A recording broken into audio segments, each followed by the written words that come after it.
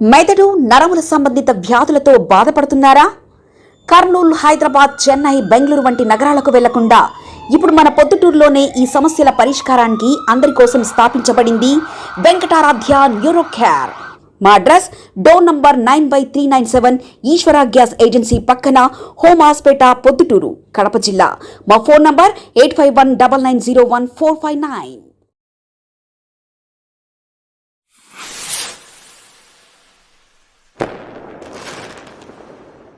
పొద్దుటూరు మాజీ ఎమ్మెల్యే శివప్రసాద్ రెడ్డి గారు మొన్నటి దినం నా మీద, నా కుటుంబ సభ్యుల మీద కొన్ని ఆరోపణలు చేయడం జరిగింది. మీరు ఎన్నిసార్లు నా మీద ఆరోపణలు చేసినప్పటికీ కూడా పొద్దుటూరు ప్రజలు నమ్మే పరిస్థితులు లేరు. నీవు అత్యంత దుర్మార్గుని, అత్యంత లంచగొండి. రాష్ట్రంలో ఈ రాష్ట్రం సమైక్య ఆంధ్రప్రదేశ్ కలిసి ఉన్నప్పుడు కూడా నీ అంత మోసగాడు, నీ అంత టక్కరిగాడు, నీ అంత లంచగొండి ఏదో ఉద్యోగం ఇప్పిస్తానని డబ్బు కొడతావు. ఒక్క ఉద్యోగానికి 5 మందితో డబ్బులు తీసుకుంటావు. ఒక్కరికి ఉద్యోగం ఇచ్చేది వాళ్ళందరికీ మళ్ళీ డబ్బులు ఏమంటే 2 లక్షలు 3 లక్షలు పట్టుకొని డబ్బులు ఇస్తావు. మరి engineering college, Ramana engineering college కానీ, మన వైఎస్ఆర్ ఇంజనీరింగ్ కాలేజ్ కానీ, సబ్ స్టేషన్లో ఉద్యోగాలు కానీ కూడా డబ్బు తీసుకున్నావు. ఇంకా ఒక 20 మందికి డబ్బులు ఇవ్వాలి. నువ్వు అటువంటి పరిస్థితుల్లో నువ్వు అమ్ముడుపోయి నీతివే, నిజాయితీవే నువ్వు అమ్ముడుపోయే పరిస్థితి మమ్మల్ని అనవసరంగా తప్పుపడతావు. నువ్వు పొద్దుటూరు ప్రజల చరిత్రలో నేను వాళ్ళ అభిమానాన్ని నేను చూరగొని ఎమ్మెల్యేగా ఉండాలని, కానీ నీ యాళ్ళ డబ్బులు సంపాదించుకొని నేను రాజకీయాల్లోకి రాలే. ఎంత అవినీతి పోవడంటే 175 ఎమ్మెల్యేల మంది మా ఉండబడిన ఎమ్మెల్యేలో గతంలో కానీ అంతకుముందు కానీ ఉండబడిన ఎమ్మెల్యేలో నీ అంత అవినీతి పరుడే ఎవ్వడు లేడు, ఎక్కడ లేడు. దీపం పెట్టికితేనే కనపడడు. పూర్వము చెప్తాను, అవినీతి పరుడికి అబద్ధాలు చెప్తా వస్తే 100 అబద్ధాలు చెప్తే నిజమవుతుందనే దూరంలో నువ్వు నిరంతరం మాట్లాడుతుంటావు. కాబట్టి నువ్వు ఇంట్లో ఇసుపెటావులు ఆడించి మేజులు తీసుకున్నావు. నువ్వు ఇసుపెటావులు మేజులు తీసుకొని ఒకరికి మేజులు తీసుకునే పని ఒప్పగిస్తే అతనికి డబ్బు మిగులుతుందని సొంతంగా నువ్వే మేజులు తీసుకున్నావు. ఎక్కడైనా కూడా నువ్వు బంజరు భూములన్నీ కూడా ఆక్రమణ చేసినావు. 633 సర్వే నంబర్లో నీకు 1 ఎకరా 8 సెంట్లు ఉంటే ఇంకా 2 ఎకరాలు ప్లాట్లు వేసి అమ్మేసినావు. 2 ఎకరాలు ప్లాట్ వేసి అమ్మేసినావు. నీకు ప్రభుత్వం భూమి అమ్ముకుంటున్నావు, వేరే భూమిలో కబ్జాలు చేస్తున్నావు. ఈ వాళ్ళని అందరూ బతకాలని అనుకుంటున్నారా లేదా? నువ్వు ఒక్కనివే శాశ్వతంగా ఉండాలని ఇక్కడ ఉంటానవా? నువ్వు ఆస్తులు అమ్మినా అంటావు. నీ అబ్బా పైడిపాలెంలో జమీందారు, ఆ ఆస్తులని హైదరాబాద్లో ఇల్లు అమ్మినానంట, ఇక్కడ ఇల్లు అమ్మినానంట, అన్ని ఇల్లు ఎంత అమ్ముతానంట. నీ నోటి నుంచి వచ్చేదే అబద్ధము. నీ మాటను ఎవరు విశ్వసించే వాళ్ళే లేరు. కాబట్టి నువ్వు ఎన్ని ఆరోపణలు చేసినా కూడా నా మీద నువ్వు ప్రజలు నమ్మే పరిస్థితి లేరు. మట్కా, గుట్కా, క్రికెట్ బెట్టింగు లేవని ఉన్నాయి, జరుగుతున్నాయి. నీ టైంలో నువ్వు తరబిది ఇచ్చిన వాళ్ళందరూ ఇప్పటికీ కొంతమంది పోలీసులకు డబ్బులు ఇచ్చి మట్కా, గుట్కా జరుపుకుంటూనే ఉన్నారు. నిజం లేదని చెప్పడం లే. కొన్ని అసాంఘిక కార్యక్రమాలు కొన్ని జరుగుతూనే ఉంటాయి. మేమందరం అంటే ఖాయిలు ఉండం. ఎంతమంది ఎన్ని లక్షల మంది ఉంటే వారి పనులు వాళ్ళు చేసుకునే దాంట్లో ఎవరేం పని చేసుకుంటారో అని. కానీ నేను, నా కుటుంబ సభ్యులు ఎవరైనా తప్పు చేసినట్టు నువ్వు చెప్పు. ఎవరు మా ఇంటమ్మడు ఉండే ఒక డ్రైవర్ ఏదో ఒకటి చేసినాడు, లేదా నీ దగ్గరికి వచ్చిపోయేవాడు అది చేసినాడు అని అంటే దాన్ని ఏంటంటే నేను కారణం కాదు. నా కుటుంబ సభ్యులు కానీ, నాకు దగ్గర ఆత్మీయులు కానీ ఎవరన్నా తప్పు చేస్తే నేను జవాబు చెప్తాను. అప్పుడు కిట్కాట్ జరిగింది, బట్కా జరిగింది, అన్నీ జరుగుతున్నాయి, ఇప్పుడు కూడా ఉన్నాయి. నీ శిష్యులందరినీ నువ్వు పోషించి పెంచినావే, వాళ్ళందరూ ఈ పొద్దుటి కూడా జరుపుతున్నారు. కొంతమంది అవినీతి పోలీసులు కూడా కొంతమంది ఉన్నారు. కాబట్టి వాళ్ళకు డబ్బులు ఇచ్చుకొని జరుగుతుంది. కొన్ని అసాంఘిక కార్యక్రమాలు కొన్ని జరుగుతానుంటాయి. వీటన్నిటికీ నేను ఖాయిలు కాదు, నేను జవాబుదారి కాదు. నేను నా కుటుంబ సమయంలో ఎక్కడైనా అవినీతికి పాల్పడితే చెప్పు. నేను ఏదో బ్రాందీ అని చెప్తే నువ్వు ఆ బ్రాందీని వేరే వాళ్ళని కూడా వాళ్ళని కల్పించుకుంటున్నావు నీ యొక్క అవసరాల కోసం. కాబట్టి ఈ అవినీతి అంతా నేనేదో అప్పుడు ఇన్ఛార్జ్ ఉండే అతనితో మా కాంట్రాక్ట్ కోసం మాట్లాడానని చెప్పినావు. ఒక్కసారి అతనితోనే చెప్పింది మేము మాట్లాడినట్టు. మేము ఎవరన్నా మాకు దూరంగానే ఉన్నాడు కదా అతనితో చెప్పించావు మాటలు మాట్లాడినట్టు. 10 సార్లు మాట్లాడినానంటావు. కాంట్రాక్ట్ ఒక టెండర్ వచ్చినప్పుడు కాంట్రాక్టర్లు ఒకరికొకరు మాట్లాడుకొని వాళ్ళు టెండర్లు వేసుకునేది ఆనవాయితీగా జరుగుతూ ఉంది. నాతో అవసరం ఉంటే ఏదన్నా ఒకరికి చెప్పమని నేను చెప్పింటా. ఇది ప్రజాస్వామ్యంలో జరిగేదే, నేను ఒక్కరిని కొత్తగా చేసేది కాదు. నేను కాంట్రాక్టర్లకు వాళ్ళకి ఫోన్లు చేసి బెదిరించినాడు, ఇళ్ళకి ఫోన్లు చేసి ఒక్కరికి చెప్పించు నేను ఫోన్ చేసినట్టు. కాబట్టి ఇవన్నీ ఎందుకు అసత్యం మాట్లాడుతుంటావు నువ్వు? విపరీతంగా ఉదయం లేచినప్పటి నుంచి సాయంత్రం వరకు మట్కా, క్రికెట్ బెట్టింగ్, గుట్కాలు ఇవన్నీ నువ్వు మీ అన్న ఇవన్నీ చేసి అక్రమంగా లేఅవుట్లు వేసి భూములు అమ్మినారే. ఎవరో కొంచెం అమ్మినావు? ఇంకా ఉన్నాయి కొంతమంది చెప్తాంగా, రేపు మొన్నడు ఉన్నాయి, ఇవన్నీ తీస్తాండా. నీ బండారం ఎవరెవరికి అమ్మినావు? మైలవరం కాలువను ఆక్రమించుకుంటావే, నీకు సిగ్గుందే? నువ్వు ఒక ప్రజాప్రతినిధివే. ప్రజాప్రతినిధిగా ఉంటే నువ్వు చేయొచ్చునా? ఎవరి సొమ్ముని ఆక్రమించుకునేవి? అది నీకు ఎవరి సొమ్ముని నువ్వు ఆక్రమించుకొని ప్లాట్లు వేసి అమ్ముతాడో. కొంతమంది రైతులు కూడా ప్లాట్లు వేసి అమ్మినావు, కొంతమంది ఆక్రమించుకునేటువంటి తీస్తా అవన్నీ నీ కథంతా. ఈ మాదిరిగా నువ్వు తప్పులు చేసి తప్పుల మీద తప్పులు, ఉదయం లేచినప్పటి నుంచి రాత్రి పండుకునేదాకా నువ్వు తప్పు ఇంకోటి చేస్తాడు. అతను డబ్బు అవసరం ఉంటే ఉన్నట్టుండి అతనికి తెలిసిన వ్యక్తిని ఒక 20 లక్షల రూపాయలు అడుగుతాడు, ఇంకొకరిని ఒక 30 అడుగుతాడు, ఇంకొకటి 10 అడుగుతాడు. అతనికి ఏం అవసరం ఉండదు. అదొక డబ్బు సంపాదించడం, అదొకటి అతనికి ఇచ్చేదిలే. అదొక ఆర్ట్ ఇచ్చినాడు దేవునికి అతనికి. ఎందుకంటే ఈ మోసాలు టచ్చర్లు చేసే ఆర్ట్ అనేది కొంతమందికి ఇప్పుడు కొంతమందిలో ఈయన అడ్వకేట్గా ఒక ఆర్ట్ ఇచ్చేది, అది చదువుకోగలిగినాడు. ఈయనకు ఒకటి ఇచ్చినాడు, అతనికి ఒక ఆర్ట్ ఇచ్చినాడు. పొద్దున్న దేశాల నుంచి డబ్బులు బాగా ఉంటాయి అనుకో, అవసరం ఉండదు. నిన్ను ఒక 20 అర్జెంటుగా కావాలంటాడు, నేను బిల్లు ఇచ్చింది మళ్ళీ నేను ఇస్తానంటాడు. ఈ మాదిరిగా నువ్వు చేసిన అప్పులు, చేసిన పంచాయతీలు, అమ్ముకునే దొంగ భూములు, మట్కా, కిట్కట్ బెట్టింగ్, వాళ్ళది క్రిస్టియన్ భూమి ఆక్రమించినావు. ఎట్లొచ్చింది నీ క్రిస్టియన్ భూమి? నీకేంటి సంబంధం ఏంటి? వాడు కొన్ని అతను బ్రిటిష్ అతను ఇక్కడ ఇండియాకి వచ్చినప్పుడు, వాళ్ళతో పాటు ఈ ప్రాంతానికి వచ్చినప్పుడు అతను ఒక మంచి కార్యక్రమాలు క్రిస్టియన్ మతాన్ని వ్యాప్తి చేసే దానికోసము అక్కడ ఒక చర్చి కట్టాలనే ఆలోచన ఏముండిందో అతను కొని, అతను ఎవరికి దానికి స్వాధీనం చేయకుండా చచ్చిపోయినాడు. అది ఒక రోజు నీ అట్లాంటి దొంగలు నీకంటే ముందు డాక్యుమెంట్ పెట్టి 3-4 డాక్యుమెంట్లు పెట్టి దాన్ని కొన్నావు. నీకు నిఖిల్స్ అని అతను ఎవరికైనా అమ్మినాడా? లేదా అటువంటి దిక్కులేని ప్రభుత్వ భూమిని ఏమన్నా ప్రభుత్వం స్వాధీనం చేసుకొని మీకు ఇచ్చిందా? ఎట్లా అమ్ముకుంటావు? ఎవరిది భూమి అది? నిఖిల్స్ అని ఎవరికైనా రాయించినట్టు దస్తావేజ్ ఉంది అది దగ్గర? బంజు వేసి దీంట్లో ప్లాట్లు అమ్మినాడు. 2 ఎకరాలలో ప్లాట్ వేసినావు. నీకు ఉండబడింది నిజంగా 1 ఎకరా 8 సెంట్లు నీకుంది. 2 ఎకరాల 3 ఎకరాల 8 సెంట్లు నువ్వు అమ్మినావు అక్కడ. ఎప్పుడు తహసీల్దారు చెప్పి అవన్నీ ప్లాట్లన్నీ చెడగొట్టించి ఇవన్నీ ఇలా కొన్ని భూములు ఉన్నాయి. మైలవరం భూమి కాలువను ఆక్రమించినావు, అది కోర్టుకు పోతావు. నీ అబ్బ సంపాదించిన భూమి ఏమన్నా నువ్వు పైడిపాలెం కాడ నుంచి ఏమన్నా తెచ్చిన కొన్ని ఆస్తులా? నీకు ఈ రోజుకు పబ్లిసిటీ చేసే ప్రతి ఒక్క ఫ్లెక్సీలు, పబ్లిసిటీ పేపర్లు వచ్చే ప్రతి ఒక్కటి క్రికెట్ బెట్టింగ్ వాళ్ళు కడుతున్నారు డబ్బులు. నీ దగ్గరికి డబ్బు పోతే మళ్ళీ బయటికి రాదు. ఎవరికో ఉద్యోగాన్ని ఒకటి కాంట్రాక్ట్ ఇప్పిస్తానని హైదరాబాద్ అతని దగ్గర 30 లక్షలు డబ్బు తీసుకున్నాడు. మొన్న అతను అడిగిపోయింటే ఇల్లు దొరికాయా అంట. ఈ మాదిరి ఇంత దుర్మార్గుడు, ఇన్ని రకాల మోసం టక్కరుండోడు ఈ మా 294 మంది శాసనసభ్యులు ఒక్కడు కూడా లేదు. సమైక్య ఆంధ్రప్రదేశ్ ఉన్నాక ఇప్పుడు ఉండబోయిన 175 మందిలో ఒక్కడు లేడు. నన్ను నా కుటుంబ సభ్యులను ఏదో నువ్వు మాట్లాడుతుంటే ఎవరన్నా వినేవాళ్ళు ఉన్నారనుకుని ఈ రాష్ట్రంలో అంతా విచారించుకోపో. నేను ఎక్కడ ఒక తప్పు చేసినట్టుంటే తప్పు చేసేది అని నాకు ఇంత ధైర్యం ఉండలే చెప్పను. తప్పు చేసినోడికి నీకు వచ్చినాడు ఆ దేవుడు ధైర్యాన్ని.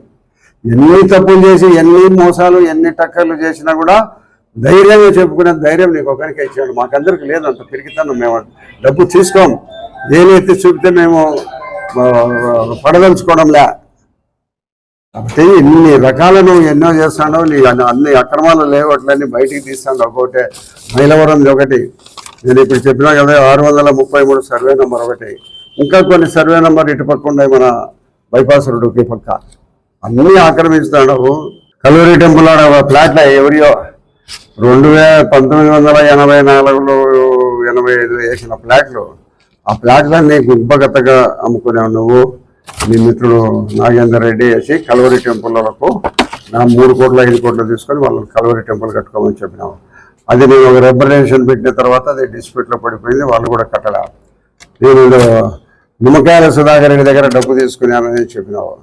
నిమ్మకాయల సుధాకర్ రెడ్డికి సంబంధించిన దాంట్లో నేను అపోహపడ్డది వాస్తవం. అది చెరువు భూమి కింద ఉంది అనేది నేను నా ఉద్దేశంతో వాళ్ళ మీద వాటిని కన్వర్షన్కి కూడా నేను అడ్డం పడిన మాట వాస్తవం, రిప్రజెంటేషన్ పెట్టిన వాస్తవం. తర్వాత వాళ్ళు హైకోర్టు జడ్జిమెంట్లు ఇది అదే మాదిరిగా వాళ్ళది ఏమైందంటే ఈరోజు కూడా అది ఆర్ఎస్ఆర్లో చెరువు అని ఉంది. ఆ చెరువు అని ఉండబడింది మార్చలేదు కాబట్టి అది నేను చెరువు పరంపోగని పెట్టిన మాట వాస్తవం.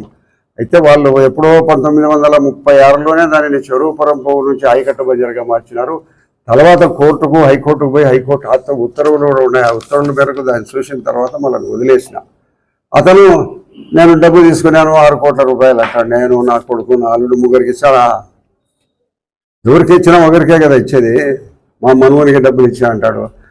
నేను ఎక్కడైనా బాకీ ఉండి ఎవరికైనా తీర్చలేదని శెట్టి గారు అందరూ ఇబ్బందులు పడుతున్నారని ఒక్క శెట్టిని పిలుచుకోండి నీ దగ్గరికి డబ్బు కట్టేస్తా. ఒక్కరిని పిలుచుకోండి నన్ను ఊళ్ళో. నేను కానీ నా కుటుంబ సభ్యులు ఎవరైనా కూడా ఎక్కువట్టు ఊరికి అబద్ధాలు చెప్తా అంటావు.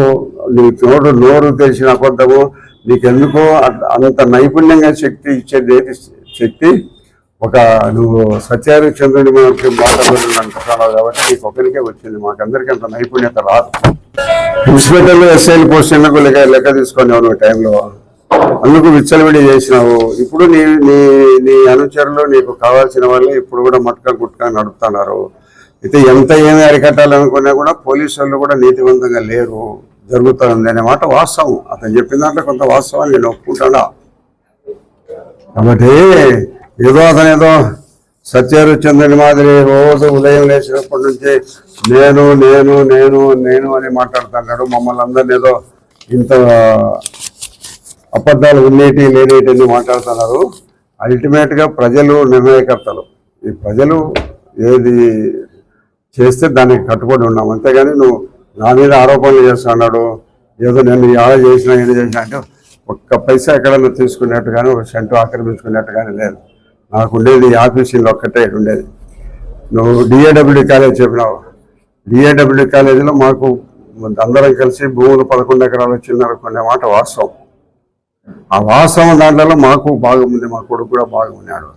నువ్వు దాని మీద అర్జీలు పెట్టి 75 లక్షలు రూపాయలు డబ్బు తీసుకున్నావా లేదా? ఊరిలో వాణి కొట్టింటే భూమి ఇచ్చినారు, హైదరాబాద్లో కొట్టినాము, ఇంకొకరిని ఎవరు చంపినాము అని అంటే మేము చంపినట్టుగా ఎక్కడైనా ఆధారాలు ఉన్నాయా మా దగ్గర? ఏదో మా చెల్లెలు కొడుకు ఏదో చేసుకున్నారు ఉండొచ్చు, వాళ్ళకి ఫ్యాక్షన్ ఉంది. ఈరోజు కూడా కొట్లాడుకుంటూ ఉన్నారు వాళ్ళు. పరిటాల ఫ్యామిలీకి వాళ్ళకు, పరిటాల ఫ్యామిలీలో మొన్న దఫాల వాడు ఎమ్మెల్యే అయినాడు, ఇప్పుడు మళ్ళీ వాళ్ళు ఎమ్మెల్యే అయినారు. వాళ్ళకు పొలిటికల్ రైవలిటీ ఉంది. అంతేగాని నువ్వు మా బంధువులు నా మనవుళ్ళు నా ఏడ ఉండేళ్ళందరూ నువ్వు తీసుకొని వచ్చినావే.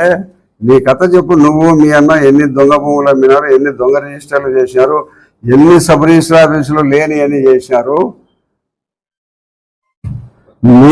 నువ్వు ఎమ్మెల్యే అయిన తర్వాతనే ఈ సంస్కృతి పొద్దుటూరులో వచ్చింది. ఈ వారికి 2 ఎకరాల భూమి ఉంటే 3 ఎకరాలు రిజిస్టర్ చేయించడము, వాళ్ళకి హక్కు లేకపోయినా కూడా రిజిస్టర్లు చేయించడము, వాళ్ళకి హక్కు లేకపోయినా కూడా పక్కన వాళ్ళది కొంత కలిపి భూమి ఈ అక్రమాలు జరిగేటన్నీ నువ్వు ఎమ్మెల్యే అయినాకనే ఈ అక్రమాలు, రిజిస్టర్ ఆఫీసుల అక్రమాలు, తహసీల్దార్ ఆఫీసుల అక్రమాలు జరుగుతున్నాయి. పోలీస్ స్టేషన్లో మట్కా గుట్కా ఇవన్నీ వచ్చినాయి తప్పక నువ్వు లేకముందు అవన్నీ ఏం లేవు. అక్రమ రిజిస్టర్లే ప్రశ్న లేదు. మేమందరం చాలా కాలం ప్రజాప్రతినిధులుగా ఉన్నాం. ఒక్క అక్రమ రిజిస్టర్ కానీ ఒక్కటి తప్పుడు కానీ లేదు. ఏదో చిన్న చిన్నవి ఉంటే దాంట్లో మేమే పిలిచి సర్దుతాం. దొంగ రిజిస్టర్లు అనేది ఎత్తించే అయిపోయింది మీకు. ఒకరి భూములు ఆక్రమించుకొని ఏం చేస్తారు? ఇది గురురెడ్డి భూమి ఉంటుంది, గురురెడ్డి అమ్మినట్టు నీ పేరుతో అగ్రిమెంట్ రాస్తాడు, మళ్ళీ ఆయన అమ్మినట్టు ఒక అగ్రిమెంట్, 3వసారి రిజిస్టర్ అయిపోతుంది. ఆ రిజిస్టర్ అయిన భూమిని నాది అంటారు. రికార్డుల్లో రిజిస్టర్ ఆఫీసులో మొట్టమొదటి భూమి మనకు ఉందా లేదా అనేది లేకుండా, తారతమ్యం లేకుండా మీ అన్న నువ్వు డబ్బులే ధ్యేయంగా దోచుకున్నారే. నిరంతరము సత్యహరిశ్చంద్రుని బాటలో నేను నడుస్తాను, ఆయన నాకు దిక్సూచి అని చెప్తా ఉంటావు. కాబట్టి నువ్వు ఎన్ని నా మీద ఆరోపణలు చేసినా ఆ ఆరోపణలలో ఒక్కటి కూడా నా మీద ప్రజలు నమ్మే పరిస్థితి లేరు. కాబట్టి గుర్తుపెట్టుకో, నిన్ను రాజకీయాలలో నీ పార్టీని భూస్థాపితం చేయాలని ఉన్నారు. చంద్రబాబు నాయుడు గారు తల్లికి వందనం ఇప్పిస్తే దాన్ని తప్పలపడతారు. ప్రతి ఒక్క కుటుంబానికి పడింది తల్లికి వందనం. ఆగస్టులో రైతు భరోసా పడుతుంది. ఆగస్టు 15వ తారీఖు నుంచి మళ్ళీ ఉచిత బస్సులు పెడతాం. ఇప్పటికి సూపర్ 6లో ఒకటి తప్పక అన్ని నెరవేర్చడం అయితే జరిగింది. నువ్వు ప్రభుత్వాన్ని నిరంతరం మాట్లాడతావు. నీకు మాట్లాడే హక్కు ఉందా నీకు? నువ్వేం చేసినావు? నీ ప్రభుత్వం నువ్వేం చేసుకున్నావు? దోచుకోవడం తప్పక. ప్రజల్లోకి వచ్చి ధైర్యంగా తెలియలేని పరిస్థితులు ఉన్నారు మీ పార్టీ, మీరు జగన్మోహన్ రెడ్డి గారు. మరి ముఖ్యమంత్రి గారిని, మా ముఖ్యమంత్రి మాట్లాడుతూ నిరంతరము శ్రమిస్తున్నాడు. రోజుకు 18 గంటలు పనిచేస్తున్నాడు. మా ముఖ్యమంత్రి చేసేట అన్ని కొన్ని చిన్న ఉండొచ్చు, దాంట్లో అన్నట్టు సర్దిద్దుకొని ఒకసారి మనిషి చేసింది అది తప్పని తెలుసుకున్నాక మళ్ళా ముందుకు పోయి మంచిగా చేయాలని ఆలోచన చేస్తారు.